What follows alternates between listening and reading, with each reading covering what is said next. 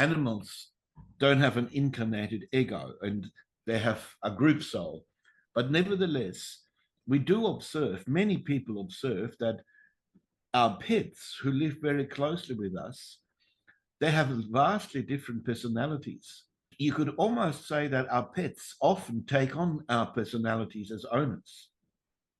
And so the question is, how does that sit with the fact that they're only meant to have a group soul, where basically it's the same soul for all the animals in that particular species?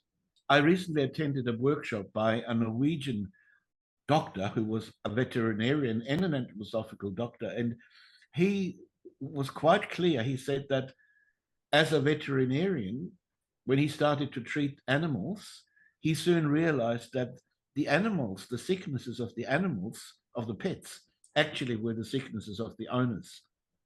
And so in the end, in order to treat the pet, he would treat the owner, because the pet was so sympathetic to the vibrations of the owner, the pet would actually take on that vibration. And so when you think about it, there's an enormous difference when an animal lives in the wild compared to an animal that has contact with human beings, because we, as human beings, we become the ego for that animal. The animal that has spent time with the human beings has advanced in a much more significant way towards becoming an ego being, because it has been always in contact with other ego beings, you see. And so when that soul dies, Steiner says that soul is no longer able to go back into the normal group soul. And so what happens is a beneficent elementary being will attach itself to that soul. So it's sort of an in-between. It's not yet an ego being, but it's also more advanced to go back into the group soul. Too advanced to go back into the group soul, I should have said.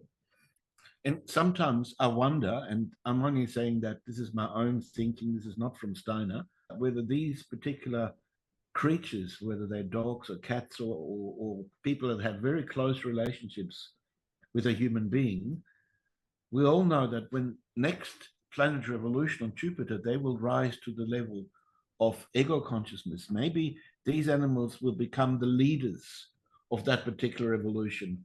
And maybe that relationship that we have with them may continue into the distant future and become something like where we become their guardian angels, just like we have a relationship with our guardian angel now.